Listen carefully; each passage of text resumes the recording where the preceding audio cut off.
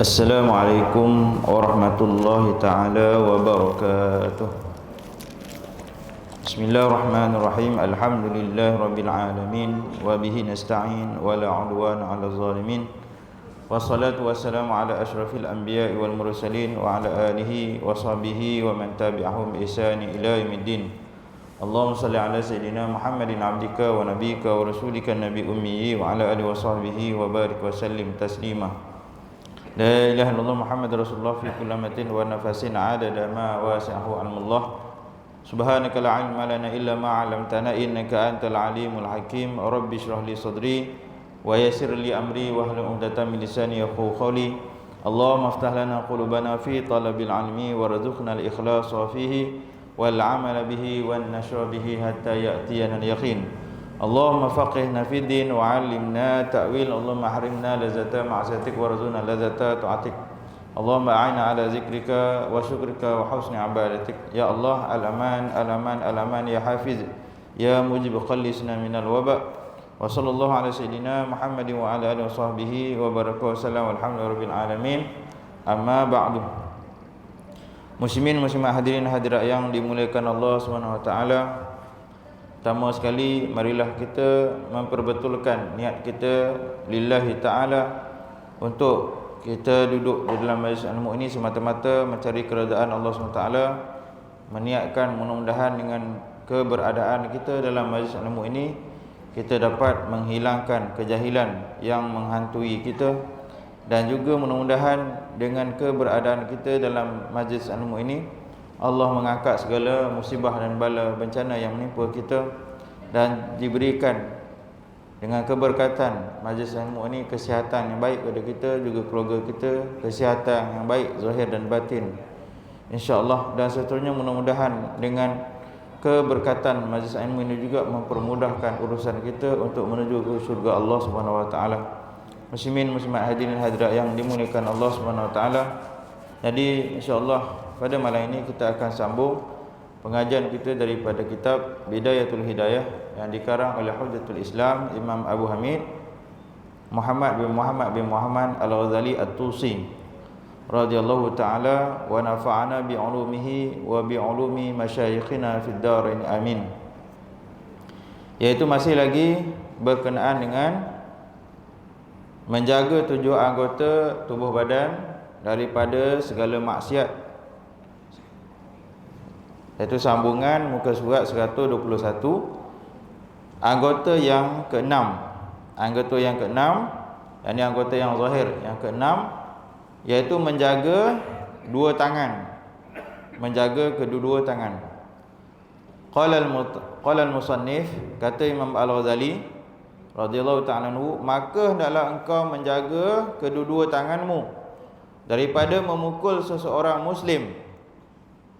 Menjaga kedua-dua tangan daripada memukul seseorang muslim. Hakul muslim 'alal muslim.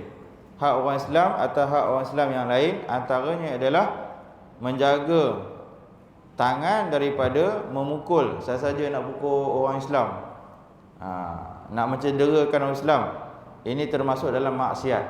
Maksiat yang berkaitan dengan anggota tangan. Dan daripada mencapai sesuatu yang diharamkan. Jaga kedua-dua tangan tu daripada mengambil sesuatu yang diharamkan oleh Allah SWT. Mengambil dengan haram, sesuatu yang haram dengan maksud zat tu haram, secara zatinya itu adalah haram, contohnya arak. Atau mengambil sesuatu yang zatnya tidak haram, halal, tetapi dengan cara yang salah, yang haram, itu juga adalah haram. Seperti mencuri dan sebagainya.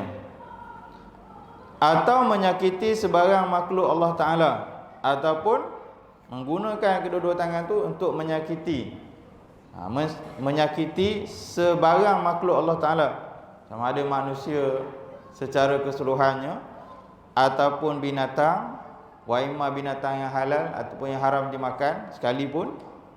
Dan begitu jugalah tumbuh-tumbuhan dan segala makhluk-makhluk Allah Ta'ala yang lain. Jaga kedua-dua tangan tu daripada menyakiti makhluk Allah Ta'ala tu, kecuali pada yang hak kecuali pada yang hak. Kecuali pada yang hak. Contohnya apa? Kita nak sembelih lembu kerana ada haknya di situ. Itu tak dikira menyakiti lah. Itu pun dengan syarat menggunakan pisau yang tajam dan sebagainya. Kalau menggunakan pisau yang tidak tajam, itu termasuk juga menyakiti binatang walaupun halal disembelih, walaupun halal dimakan, termasuk juga menyakiti. Begitu juga kalau kita sembelih, baru ni korban kan, kita sembelih lembu tu ataupun apa binatang yang kita sembelih yang halal dimakan, kita sembelih di hadapan binatang yang lain, itu juga termasuk dalam menyakiti makhluk Allah Ta'ala. Kita sembelih binatang tu, ada binatang lain tunggu giliran tengok kita sembelih kawan dia, kan? Itu juga termasuk dalam menyakiti. Tu kadang-kadang orang tak sedar tu, dia sembelih binatang di hadapan binatang lain, binatang lain tengok. Itu termasuk dalam menyakiti makhluk Allah Ta'ala. Oleh sebab tu, kalau nak sembelih binatang, sembunyikan pisau tu, jangan bagi dia nampak pisau. Maksudnya sedar-sedar dia dah kena sembelih. Tu binatang yang kita nak sembelih. Begitu juga binatang yang lain, jangan biar dia nampak kita sembelih binatang di hadapan dia. Bagaimana ada satu video yang beredar, orang tengah sembelih unta. Sembelih unta di hadapan unta yang lain. Nangis unta tu. Unta yang tengok tu nangis. Tu ada video dia. Ada video. Menangis. Itu binatang. Ada jiwa kebinatangannya tu. Kalau manusia tengok orang dizalimi tak ada jiwa kemanusiaannya, tak tahulah. Lebih teruk daripada binatang lagi. Kan? Jadi jangan sembelih di hadapan binatang yang lain. Begitu juga menyakiti makhluk-makhluk Allah Ta'ala yang walaupun haram dimakan tanpa hak. Maknanya dia tak menyakiti kita, kita nak pergi menyakiti dia walaupun dia haram dimakan. Tak boleh. Itu dikira menzalimi. Dia tak kacau kita, kita kacau dia. Kecuali binatang-binatang yang disebut sebagai makhluk perosak, contohnya tikus, semut dan sebagainya, cicak dan sebagainya, itu boleh kita dibunuh dan tidak dikira menyakiti. Itu kena tahu mana yang boleh, mana yang tak boleh dan sebagainya.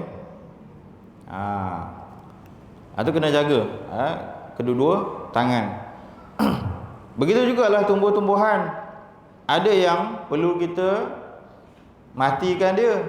Contohnya rumput, lalang. Itu ada hak kita untuk kita bersihkan dia. Tak termasuk dalam menyakiti. Tapi kalau tumbuh-tumbuhan yang boleh dimakan, pokok bunga orang, itu tak boleh lah. Gatal tangan kan, pergi cabut. Itu dikira menyakiti. Menyakiti makhluk Allah Ta'ala.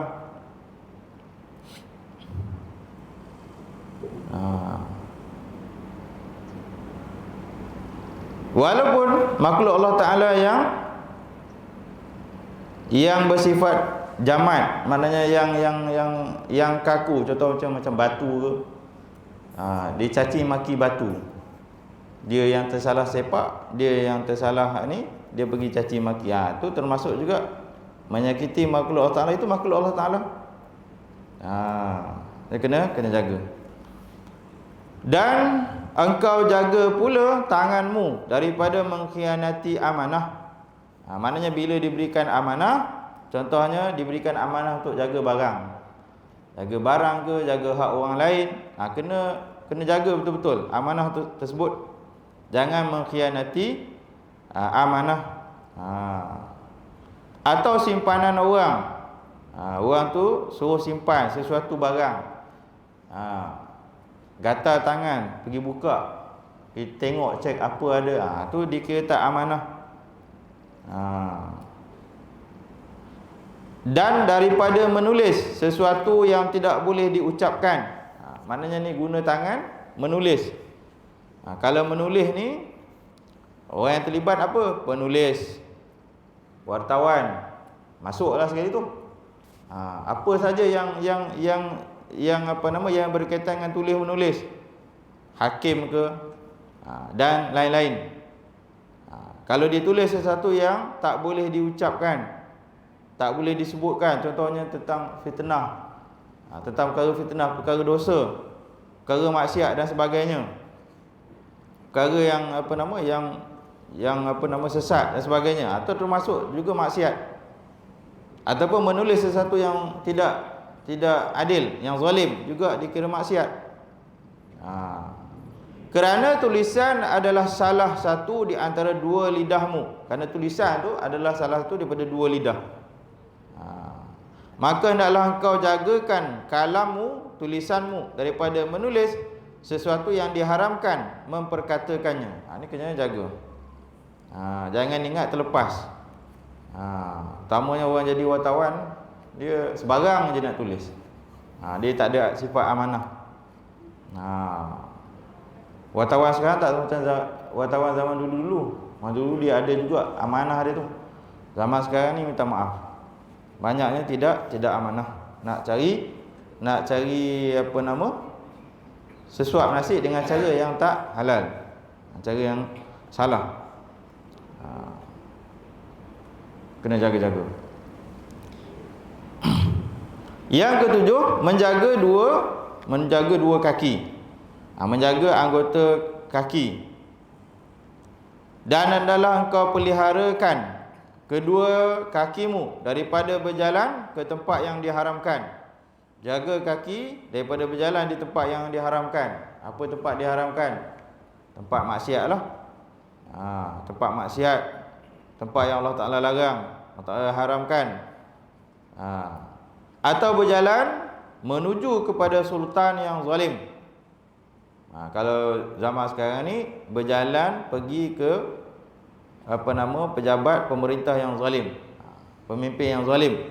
Ini termasuk maksiat. Maksiat yang berkaitan dengan anggota kaki. Berjalan menuju kepada sultan yang zalim itu tanpa ada darurah, tanpa ada darurat dan paksaan adalah maksiat yang besar. Maknanya kalau dia tak ada paksaan, tak ada, maknanya bukan dipaksa pun, bukan darurat, dia kena pergi menghadap, dia pergi menghadap, maka itu dikira maksiat. Dikira maksiat. Kecuali lah kalau dia menghadap pemimpin yang adil, sultan yang adil, itu lain, tak termasuk dalam maksiat. Ni kalau sultan yang zalim, pemimpin yang zalim, kalau dia pergi menghadap tanpa ada darurat, tanpa ada paksaan, itu dikira maksiat. Itu dikira maksiat yang besar. Kerana yang demikian itu dianggap tawaduk atau merendahkan diri bagi mereka, yakni mereka yang zalim itulah, pemimpin yang zalim itu, dan menghormati atas kezaliman mereka. Memanglah orang yang menghadap kepada pemimpin yang zalim itu tidak melakukan kezaliman seumpama mereka, tapi seolah-olah dia bagi sokongan, dia seolah dia support, bagi sokongan moral. Itu juga termasuk dalam maksiat. Sedangkan Allah Ta'ala menyuruh kita supaya berpaling daripada orang yang zalim. Sedangkan perintah Allah Ta'ala ialah menyuruh kita berpaling daripada orang yang zalim. Ini dia pergi menghadap orang yang zalim. Seperti firman-Nya, A'udzubillahi minasyaitonirrajim, bismillahirrahmanirrahim, wala tarkanu ilal ladzina zalamu fatamassakumun nar. Yang bermaksud, dan jangan engkau cenderung hati, jangan engkau cenderung hati kepada orang-orang yang zalim, nanti kamu akan disentuh oleh api neraka. Surah Hud ayat 113.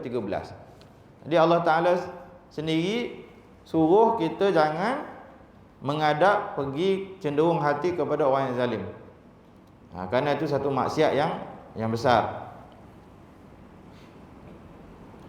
Apakah lagi kalau perjalananmu menemui sultan yang zalim itu untuk meminta sesuatu daripadanya.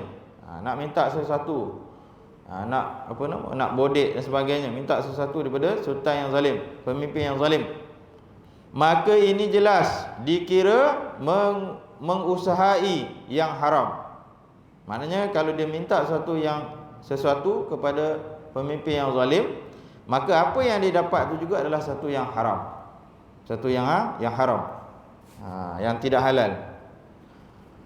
Rasulullah SAW pernah bersabda, man tawadhu'a li ghaniyin salihin zahaba sulusa dinihi. Dalam satu hadis Nabi SAW menyebutkan, man tawadhu'a, sesiapa yang merendahkan diri, li ghaniyin salihin, siapa yang merendahkan diri dia kepada orang yang kaya yang saleh kerana kekayaannya, zahaba sulusa dinihi, maka telah hilanglah 2/3 daripada agamanya. Ini perumpamaan. Kalau tawadhu', merendah diri kepada orang kaya yang soleh. Orang kaya yang soleh ni kerana kekayaan dia, dia bukan sebab kesolehan dia. Seseorang dia merendahkan diri dia kepada orang kaya yang soleh ni bukan sebab kesolehan orang kaya tu, tapi sebab kekayaan orang kaya yang soleh tu, sebab kekayaan. Maka hilanglah 2/3 daripada agama orang yang buat macam tu. Ini orang yang soleh ni, orang kaya yang soleh. Apatah lagi kalau tawadhu' kepada orang yang zalim. Tapi kalau dia merendahkan diri dia kepada orang kaya yang soleh tadi kerana kesolehan orang kaya tu, itu tak mengapa. Itu tak mengapa. Sebab dia tak berhajat kepada kekayaan orang kaya tu. Dia merendah diri itu sebab orang kaya itu soleh, orang yang baik. Maka itu tidak mengapa. Hadis mauquf atas Sayyidina Abdullah bin Mas'ud radhiyallahu anhu, dan dalam satu riwayat disebutkan maksudnya 2/3 daripada adabnya. 2/3 daripada adabnya hilang kerana dia tawadhu', merendah diri kepada orang kaya yang soleh itu kerana kekayaannya. Kerana kekayaan, bukan sebab kesolehan orang kaya tu. Jadi apatah lagi kalau dia merendah diri kepada orang yang zalim kerana kekayaan orang yang zalim tu. Boleh jadi hilang semua. Hilang semua. Cuba lihat akibat yang sangat buruk daripada tawadhu' atau merendahkan diri kepada orang kaya yang soleh kerana kekayaannya. Maka betapa pula kalau engkau tawadhu' kepada orang kaya yang zalim. Ini bandingan dia. Maka lebih teruk daripada itu lagi lah.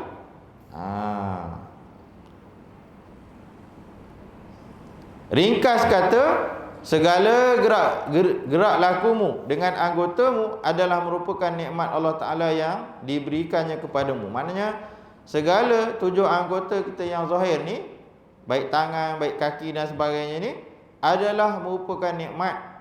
Ni'matun min ni'amillahi ta'ala, satu nikmat daripada nikmat-nikmat Allah Ta'ala yang banyak, yang Allah Ta'ala kurniakan kepada kita. Itu satu nikmat. Bayangkan kalau kita tak ada 7 anggota tu, bayangkan bagaimana. Maka janganlah engkau menggerakkan satu pun daripada anggotamu untuk melakukan apa-apa kemaksiatan. Maka jangan gerakkan satu pun daripada anggota yang 7 tu tadi, walaupun sikit, untuk membuat apa-apa maksiat. Jangan sekali-kali buat maksiat. Tetapi sebaliknya, hendaklah engkau gunakan segala anggotamu untuk mengerjakan ketaatan kepada Allah Ta'ala. Sebaliknya, gunakan 7 anggota yang Allah Ta'ala bagi itu. 7 anggota yang bagi itu pun pinjaman, bukan hak kita pun. Dan itu juga satu nikmat, dan dia juga adalah satu amanah. Anggota yang Allah Ta'ala bagi pada kita itu satu amanah yang mesti kita jaga. Maka kita jaga 7 anggota itu mengikut apa yang dikehendaki oleh Allah Ta'ala, iaitu buat ketaatan, bukan buat maksiat. Jadi gunakan 7 anggota itu untuk buat segala ketaatan. Apa saja ketaatan yang boleh dibuat dengan 7 anggota tu. Ada orang dia tak mampu nak bercakap, nak menyampaikan satu perkara yang makruf, maka dia gunakanlah anggota yang lain untuk dia buat perkara yang makruf. Contohnya, dia boleh bantu orang lain. Dia tak mampu nak bercakap, dia hanya mampu menggunakan kudrat 2 tangan dia, 2 kaki dia untuk bantu orang, untuk buat perkara yang makruf, yang baik, yang berkebajikan. Maka dia gunakan anggota yang lain. Ada orang dia tak mampu nak bercakap, tak pandai, tapi dia ada pemikiran, dia ada idea yang bagus, maka dia gunakan idea dia tu untuk melakukan segala ketaatan dan sebagainya. Dan ketahuilah, apabila engkau malas, maka akibat buruknya akan menimpa kepadamu. Ini malas ni maknanya malas nak mengaji, nak menuntut ilmu, dah rasa pandai. Ni malas. Malas nak buat ibadat, dah rasa baik sangat. Ni bahaya. Ni bahaya. Kerana dalam syair disebutkan fanadamatul uqba liman yatakasal. Akibat yang buruk bagi orang yang malas. Orang malas ni apa saja pun dia akan menyesal. Malas apa sajalah. Apa saja. Buat urusan dunia ke, apatah lagi urusan akhirat. Kalau urusan dunia, contohnya dia malas nak berusaha. Sihat, walafiat tubuh badan, tapi malas nak bekerja, malas nak cari rezeki. Cari rezeki, nafkah tu wajib. Bukan sunat, bukan harus, wajib. Maknanya kalau dia tak tunaikan tuntutan yang wajib tu cari nafkah, maka dia berdosa. Dia berdosa. Sebab itu wajib. Jadi dia tak boleh malas. Begitu juga dengan belajar, tak boleh malas. Kalau dia tak belajar, kekal yang fardu ain, tak lepas fardu ain. Dalam bab akidah fardu ain, contohnya tak kenal tentang uluhiyah, tentang ketuhanan, tak kenal. Tentang nubuwah, kenabian, tak kenal. Tentang perkara yang sam'iyat, perkara yang ghaib, tak tahu. Maka itu dia kena tanggung dosa. Begitu juga dalam perkara ibadat. Tak tahu tentang ibadat, tak tahu tentang muamalat, tak tahu tentang munakahat. Jinayat tu tak apalah. Jinayat tu tak wajib kita tahu, itu pemerintah. Tiga ni dalam fiqh, dalam syariat yang kita kena tahu. Ibadat terutamanya, muamalat, kemudian munakahat. Munakahat nikah kahwin. Muamalat ni kita nak berurusan muamalah, jual beli dan sebagainya. Kalau tak tahu, hukumnya adalah contohnya baru ni kan, viral tentang ada pula trend baru, cedok barang dengan satu nilai harga. Itu haram hukumnya, ada gharar, ada unsur-unsur penipuan. Kautlah banyak mana pun, tapi bayar harga sama. Maksudnya kalau orang tu kaut sikitlah dapat, kalau kau banyaklah, tapi harga yang sama. Ada unsur-unsur penipuan kat situ. Tak kira siapa, banyak orang terlibat, banyak orang ikut-ikut. Maknanya apa? Kenapa dia ikut? Sebab dia tak belajar muamalah. Tak belajar muamalah, cara macam mana muamalah jual beli, maka dia akan terikut-ikut dengan orang lain. Ini bahaya. Sebab tu kena ada ilmu. Sebab tu dalam hadis Nabi mengatakan man arada dunya fa alaihi bil ilmi. Siapa yang nak dunia kena ada ilmu. Dalam urusan dunia kalau tak ada ilmu memang kena tipulah sepanjang masa. Betul. Viral orang beli emas kan? Beli emas. Orang beli emas dia pun nak beli emas juga. Akhirnya tercedok. Kena tipu. Kan? Tu bahaya sebab tak ada ilmu. Itu bab dunia. Kan? Orang nak buat skim cepat kaya, dia pun cepat kaya, nak cepat kaya juga, labur duit. Lalang kali hangus. Kena tipu. Tu bahaya. Yang duduk kena scam ni pasal apa? Pasal tak ada ilmu. Tak ada ilmu. Itu urusan dunia. Begitu juga urusan akhirat. Nabi kata man aradal akhirah fa alaihi bil ilmi. Siapa yang nak akhirat kena ada ilmu juga. Semayang rajin baca Quran, tapi tak ada ilmu pasal semayang. Semayang tunggu terbalik, apa pun tak betul. Kan? Bahaya untuk akhirat dia. Jadi semua nak kena ada ilmu. Dan Nabi kata wa man aradahu ma'an fa ali bil ilmi. Siapa nak kedua-duanya, nak dunia pun nak, akhirat pun nak, kena ada ilmu. Nak dunia pasal kita hidup kat dunia, kita kena ada lah ilmu-ilmu yang tentang dunia ni. Apa-apa yang penting lah, bukan semua. Apa-apa yang penting, selama mana kita hidup kat dunia, kita kena tahu. Kemudian ilmu tentang akhirat, pasal kita akan kekal di akhirat nanti. Bila kita dah mati, kita akan duduk di akhirat tu selama-lamanya. Sebab tu kalau kita belajar tauhid, antara makhluk yang asalnya tiada kemudian ada, kekal, iaitu syurga neraka, tak binasa. Lepas tu orang tak mengaji, dia buat main-main. Tak apalah masuk neraka Jahannam pun. Dah Jahannam, masuk sekejap je, lepas tu Jahannam dia buat main-main. Pasal dia tak belajar. Padahal neraka Jahannam tu kekal selama-lamanya. Bila dah Allah Ta'ala jadikan, dia akan kekal sampai bila-bila. Jadi orang yang masuk dalam neraka tu selama-lamanya dalam neraka. Begitu juga orang yang masuk surga, selama-lamanya dalam surga.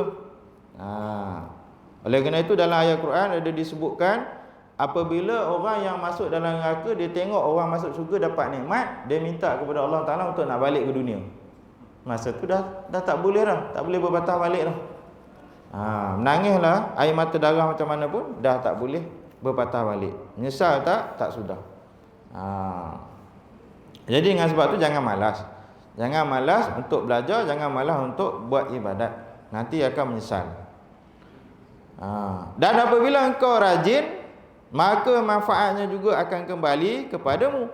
Kalau kita rajin menuntut ilmu, rajin buat ibadat dan rajin segala-galanya lah, perkara yang makruh, yang baik, cari nafkah dan sebagainya, manfaatnya dapat pada kita juga, bukan dapat pada orang lain pun. Maknanya kita dulu yang dapat lah. Lepas tu kalau kita nak berkongsi dengan orang lain akan dapat. Maknanya manfaat pertama tu kita lah yang akan dapat kalau kita rajin. Kalau kita malas, akibatnya kita juga yang akan menerima akibat daripada malas tu. Maka dengan sebab tu jangan malas. Kalau rasa malas, paksa diri. Malas nak belajar, paksa diri untuk datang belajar. Malas nak buat ibadat, paksa. Awal-awal tu kena paksa lah, walaupun tak ikhlas. Lama-lama dia akan ikhlas. Tapi kalau asyik bagi alasan, malas nak datang ngaji, nanti tak ikhlas, itu tipu daya syaitan. Syaitan dah tipu dia, akhirnya tak datang. Nantilah datang, nanti tu sampai mati. Bila dia dah mati, orang usung mayat dia dalam masjid ni, itu baru datang. Kita-kita lah baru datang. Sebelum tak datang. Takkan kita nak tunggu sampai macam tu, kan? Jadi Allah Ta'ala maha kaya daripadamu. Allah Ta'ala ni ghaniyun, maha kaya. Sebab tu dalam akidah kita akan belajar sifat istighna. Istighna tu maknanya Allah Ta'ala tu maha kaya, yang tidak ada yang kaya daripada Allah Ta'ala. Dengan makna Allah Ta'ala tak memerlukan makhluk. Bila Allah Ta'ala suruh kita buat ibadat, bukan bermakna Allah Ta'ala perlukan pada kita. Sifat istighna Allah Ta'ala tu maknanya Allah tak perlu pada kita. Kita buat ibadat ke tak buat ibadat ke, tak ada kesan pun pada Allah Ta'ala. Tak ada kesan ni maknanya setengah-setengah kepercayaan yang lain. Bila seseorang dia tak buat ibadat kepada Tuhan dia, seolah-olah kuasa Tuhan dia tu kurang, seolah-olah gitu. Dalam ajaran lain. Dalam Islam tak. Buat ibadat ke tak buat ibadat pun tak ada kesan pada Allah Ta'ala. Tak ada kesan. Tak ada kesan, tak ada kekurangan pada Allah Ta'ala. Yang akibatnya pada orang yang tak buat itulah. Sama ada dia dapat nikmat ataupun azab. Kalau tak buat, dapat azab. Dan maha kaya daripada amalanmu. Mana Allah Ta'ala tak memerlukan amalan kita pun. Kita buat ibadat sehebat malaikat ke macam mana pun, tak ada kesan pun, tak menambah pun pada Allah Ta'ala, tak mengurang pun kalau tak buat. Tak mengurang pun, kerana Allah Ta'ala tu maha kaya, istighna. Sebaliknya kitalah yang memerlukan Allah Ta'ala. Sebab tu ada sifat iftiqar, maknanya kita perlukan kepada Allah Ta'ala. Allah Ta'ala tak memerlukan kepada kita. Tetapi setiap orang akan terkait pada kiamat nanti dengan amalan yang dikerjakannya di dunia ini. Dia buat ke tak buat ke, nanti di akhirat akan dipertanggungjawabkan. Kalau dia malas, maka akibatnya dia akan dipersoalkan, dia yang dipertanggungjawabkan, akan ditanya, kenapa engkau gini, kenapa tak datang majlis ilmu, kenapa tak buat amal ibadat dan sebagainya, akan ditanya. Dia boleh relax dekat dunia, tapi akhirat nanti dia akan ditanya, tak akan terlepas. Tak akan terlepas. Maka jangan sekali-kali engkau berkata Allah Ta'ala itu maha mulia lagi maha pengampun. Memanglah Allah Ta'ala itu maha mulia, maha pengampun. Kalau seseorang tu dia berusaha dengan sedaya upaya dia pilih ikhtiar, dan kemudian dia usaha untuk buat satu perkara yang baik. Kemudian kalau kata dia terjebak juga dengan perkara maksiat setelah mana dia usaha, maka barulah Allah Ta'ala tu maha pengampun. Tetapi kalau dia malas, dia tak berusaha, dia memilih untuk buat maksiat semata-mata nak buat maksiat, maka dia tak bolehlah bagi alasan Allah Ta'ala tu maha pengampun, pasal dia yang pilih. Sebab tu kalau kita belajar akidah, kita makhluk ni hanya ikhtiar dan usaha saja. Ikhtiar usaha saja. Itu yang ada pada makhluk kita. Yang menentukan, yang memberi kesan tu adalah Allah Ta'ala. Maknanya taksir dia. Contohnya kita pilih nak makan apa.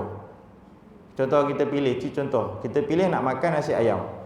Dan kita usaha cari nasi ayam tu. Tiba-tiba nasi ayam tu tumpah, dimakan oleh binatang dan sebagainya. Tak ada rezeki kita. Siapa yang menentukan? Allah Ta'ala yang menentukan. Tapi kita pilih dan usaha tak? Kita pilih usaha. Cuma yang menentukan, memberi kesan tu Allah Ta'ala. Dan kalau kita pilih nak makan nasi ayam, kita usaha nak makan nasi ayam, carilah merata kedai kat Bintulu ni, nasi ayam mana paling sedap, jumpa.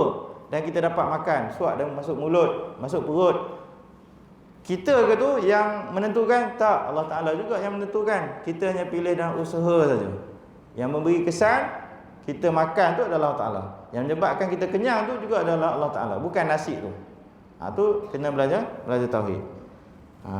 Oleh sebab tu apa yang berlaku kena tilik pada usaha dan ikhtiar kita dan apa yang ditentukan oleh Allah Ta'ala. Maka kalau orang tu dia pilih untuk buat maksiat, dia usaha untuk buat maksiat, maka di akhirat nanti dia tak boleh kata Allah lah yang menentukan dia buat maksiat. Tak, sebab dia yang pilih, dia yang usaha nak buat.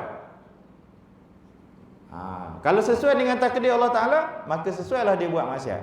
Kalau tak sesuai, maka dia tak terbuatlah, walaupun dia pilih ataupun dia usaha nak buat. Contohnya dia pilih nak buat maksiat, dia usaha nak buat maksiat. Takdir Allah Ta'ala di tengah jalan berlaku sesuatu, maka memang dah takdir Allah Ta'ala macam tu, walaupun dia pilih, dia usaha. Tapi kalau dia pilih usaha nak buat maksiat, sesuai dengan takdir Allah Ta'ala, dia buat maksiat, maka dia tak boleh salahkan Allah Ta'ala, sebab dia pilih dan dia usaha. Sebab tu kalau orang dia pilih nak buat perkara yang baik, dia usaha nak buat perkara yang baik, kalau perkara yang dia nak buat tu tak terbuat, terhalang oleh sesuatu, Allah Ta'ala dengan rahmatnya dah bagi pahala. Niat ni pun dah bagi pahala. Niat nak datang majlis ilmu, niat nak datang masjid, tiba-tiba ada urusan lain, anak sakit, nak bawa pergi hospital, contoh dia. Niat yang tadi tu dah dikira dah, Allah Ta'ala dah catat pahala dah, walaupun dia belum buat. Tapi kalau semata-mata dia niat saja, pasal dia alasan niat dia dapat pahala, itu lain lah. Sebab dia tak ada azam, dia hanya niat saja, tak ada azam. Lepas tu kalau dalam jemaah kan, kita kata siapa yang berazam, azam tu dia dah tekad nak pergi, nak keluar, itu baru betul-betul. Kalau sekadar niat saja, tak ada tekad, tak ada azam, sebab tu dia takkan sungguh-sungguh lah. Lepas tu dikatakan fa iza azamta fatawakkal 'ala Allah. Bila dah azam, tawakal kepada Allah. Jadi tak jadi tu atas urusan takdirnya lah. Tapi kena usaha, kena azam betul-betul. Kerana ia mengampuni dosa-dosa hamba yang berbuat maksiat. Ni kadang-kadang setengah orang dia bagi alasan macam ni. Allah Ta'ala Maha Ampun, buatlah maksiat pun Allah Ta'ala Maha Ampun. Padahal dia yang pilih, dia yang usaha ke arah tersebut. Dia tak boleh menyalahkan Allah Ta'ala, kerana Allah Ta'ala dah bagi pilihan. Makhluk dia ada pilihan, nak buat perkara makruf ke nak buat perkara maksiat. Kalau dia buat perkara makruf, dia akan dibalas dengan surga, dengan pahala. Kalau dia buat perkara maksiat, dia akan dibalas dengan dosa dan neraka. Kerana ucapan seperti itu adalah ucapan yang benar, tetapi mempunyai tujuan yang salah. Ucapan tu betul, tetapi tujuan itu salah. Tujuan itu adalah salah. Orang yang mengatakannya digelar dengan ahmak, orang bodoh. Ahmak ni orang bodoh. Orang bodoh ni lebih teruk daripada semata-mata jahil. Jahil ni dia ada dua, jahil murakkab, jahil basit. Jahil basit ni dia tak tahu apa. Jahil basit ni orang kata apa? Kalau kita nak ajar dia pun lama-lama dia boleh pandai. Kalau jahil murakkab ni, jahil bertingkat-tingkat. Orang New Zealand kita bertingkat-tingkat. Jahil bertingkat-tingkat. Berlapis-lapis. Jahil berlapis-lapis ni bahaya. Mengajar pun, terang pun dia tak terima. Itu yang ada istilah bodoh sombong. Dah bodoh sombong pula. Tapi kalau ahmak ni dia lebih lagi. Lebih teruk lagi. Ahmak ni lebih teruk lagi. Seperti gelaran yang telah disebutkan oleh Rasulullah SAW dalam sabdanya, ini dalam hadis, iaitu al-kayyisu man dana nafsuhu wa amila lima ba'dal maut. Orang yang cerdik, tengok penilaian cerdik tak cerdik dari sudut pandangan Islam, bukan pandangan barat ke pandangan lain daripada Islam. Ni pandangan Islam. Islam memandang cerdik tu macam mana? Bukan cerdik sebab dia berjaya dalam pelajaran, dia dapat PhD ke, 7 PhD ada. Tu bukan pandangan Islam cerdik macam tu. Cerdik pandangan Islam ni macam mana? Orang yang cerdik ialah orang yang sentiasa memperhitungkan diri dia, maknanya muhasabah diri dia. Dan wa amila lima ba'dal maut, dan dia suka beramal untuk bekalan sesudah mati. Ni orang cerdik. Dia buat bekalan dia untuk persediaan dia nak mati. Ini orang cerdik. Walaupun dia tak ada PhD pun, walaupun dia mengaji sekadar sampai tingkatan 5 ataupun darjah 5 misal kata. Dekat apa, ambil SRP je dulu, SRP kan, LSC. Kan? Walaupun macam tu, tapi dia kalau dia muhasabah diri dia dengan sedikit ilmu yang dia ada tu, dia beramal untuk bekalan sesudah mati, maka dia dikira orang cerdik. Ni pada penilaian agama. Sedangkan kalau orang tu dia ada cerdik PhD pun, tapi dia malah nak beramal, kan, selalu gunakan kecerdikan dia tu untuk memperdayakan orang lain, tu dia tak dikira sebagai cerdik. Sebagai contoh, sedangkan orang yang ahmak, orang yang bodoh, ialah orang yang selalu mengikuti hawa nafsunya. Orang yang selalu ikut hawa nafsu, dia kira orang yang bodoh, walaupun dia cerdik dalam pelajaran. Tapi kalau dia ikut hawa nafsu, dia dah dikira orang bodoh. Dan hanya banyak berangan-angan kepada Allah Ta'ala, banyak angan-angan, maknanya berangan-angan lah Allah Ta'ala Maha Ampun, tapi dia tak beramal pun, tak belajar, tak menuntut ilmu, dia hanya berangan-angan mengharapkan kebaikan daripada Allah Ta'ala saja. Ni orang yang ahmak, berangan-angan untuk mendapatkan kebaikan di akhirat dan pengampunan, tetapi ia tidak mahu beramal dan bertaubat, tak nak bertaubat. Maknanya setelah buat maksiat apa semua, dia tak nak taubat, dia biarkan. Dia malah dia bangga lagi dia buat maksiat. Maka orang ni adalah orang yang bodoh. Orang yang bodoh. Kita setengah orang ni kalau dengar perkataan bodoh ni, dia sensitif kan. Bodoh kan? Sensitif. Sebut jahil tak apa. Sebut jahil tak apa, sebut bodoh marah tu. Sama lah kalau dengar perkataan bahlul. Padahal bahlul tu nama ulama. Bahlul nama ulama saja. Lepas tu orang tua-tua dulu dia suka sebut anak dia bahlul. Bukan dia nak anak dia tu jadi bodoh, dia doakan anak dia bahlul jadi macam ulama tu, ulama yang namanya bahlul tu. Tapi oleh kerana orang ke belakang ni dia tak tahu sejarah tu, dia ingat bahlul tu macam bodoh lah. Itu bahaya dia. Sama macam khurafat tu. Khurafat kan. Khurafat tu nama orang. Sikit khurafat tu nama orang. Khurafat ni dia nama orang. Orang yang namanya khurafat ni dia pergi ke alam lain. Allah takdir dia pergi ke alam jin. Kemudian dia balik ke alam manusia, dia ceritalah pada manusia. Cerita apa yang dia alami di alam jin sana tu. Kemudian oleh kerana orang lain tak alami sebagaimana dia, orang katalah, kau cerita apa? Cerita khurafat. Itu yang lekat nama cerita khurafat. Cerita yang menyalahi akan disebut cerita tu khurafat. Sejarahnya khurafat tu nama orang. Nama orang. Orang yang cerita tu lah. Dia sebut khurafat.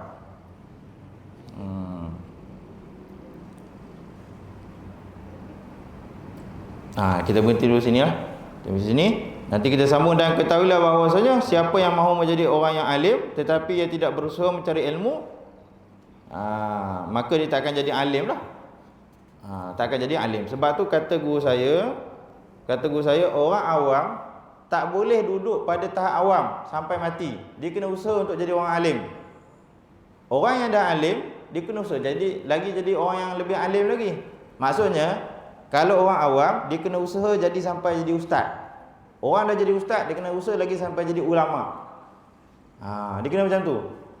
Bukan orang awam, dia nak jadi ustaz tapi sekadar-kadar nak jadi saja, tapi tak usaha untuk ilmu.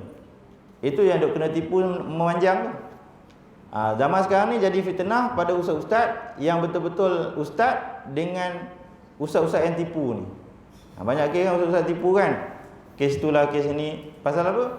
Pasal apa orang awam mudah tertipu pasal tak ada ilmu.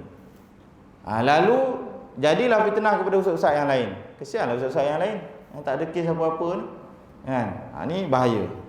Ni bahaya. Macam juga kes ulama. Ulama, kalau ulama pun ada ulama yang jahat, takkan ustaz-ustaz tak ada ustaz yang jahat? Ulama kan ada ulama jahat kan, ulama usuk, ulama akhirat. Tu ulama dah hebat tu, tapi ada juga yang jahat. Macam Yusuf As-Saqafi tu, ulama tapi jahat. Kalau ulama pun ada yang jahat, takkan ustaz tak ada yang jahat? Ada juga, dia manusia juga. Kena cari yang betul-betul lah. Yang betul-betul betul-betul amanah dengan ilmu. Jangan sebarang-barang tertipu dengan orang hanya label-label saja. Jadi mudah-mudahan Allah Taala jaga kita semualah. Jaga semua kita semua daripada tertipu dan terus tertipu. Dengan sebab tu kena ada ilmu. Jadi berazamlah, kalau kita ni orang awam, berazam kita belajar sampai kita boleh jadi ustaz. Nak jadi ustaz tu bukan sebab kita nak boleh petah cakap, tak, supaya kita senang urusan dalam hidup kita harian. Kita tak payah tanya masalah hukum dengan ustaz dah. Sebab kita pun dah pandai dah. Itu maksud dia. Kita tak perlu sikit nak kita tanya ustaz, sikit nak tanya ustaz. Tak perlulah. Sikit-sikit nak pergi suruh orang ruqyah. Kita sendirilah buat. Kita dah pandai kan? Itu maksud dia. Sampai tahap macam tu. Jadi orang yang ustaz pun dia kena usaha sampai jadi ulama. Sampai jadi qadi ke apa semua. Tu kena ada. Guru saya kena ada macam tu. Jangan duduk pada takut yang lama. Kan? Jangan duduk pada takut yang lama. Boleh jadi sekarang tuan-tuan duduk di bawah saja. Oleh kerana nanti dah pandai, dah alim, boleh duduk depan ni pula. Yang duduk depan ni pula duduk lagi atas lagi. Macam tu lah maksud dia. Maksud dia macam tu. Kena ada azam macam tu. Barulah makna umat Islam ni dia ada kemajuan. Kalau tak macam tu lah sampai mati. Yang mengajar duduk kat sini je. Tak berubah mana-mana. Yang duduk kat bawah je. Tak ke mana-mana sampai mati. Maknanya umat Islam tak ada kemajuan. Jadi mudah-mudahan kita dapat berubah kepada ke arah yang lebih baik lah, insya-Allah. Di sekadar itu saja yang dapat disampaikan pada malam ini. Yang baik itu daripada Allah SWT, lemah kurang itu daripada diri saya sendiri. Mohon maaf salah silap dan sebagainya. Jadi kalau ada salah silap, mohon bagi teguran. Mudah-mudahan dapat sama-sama kita perbetulkan. Sekadar itu saja. Wallahu a'lamu bissawab wa ilaihi marji'ul ma'ab wa billahi taufiq wa hidayah. Assalamualaikum warahmatullahi taala wabarakatuh.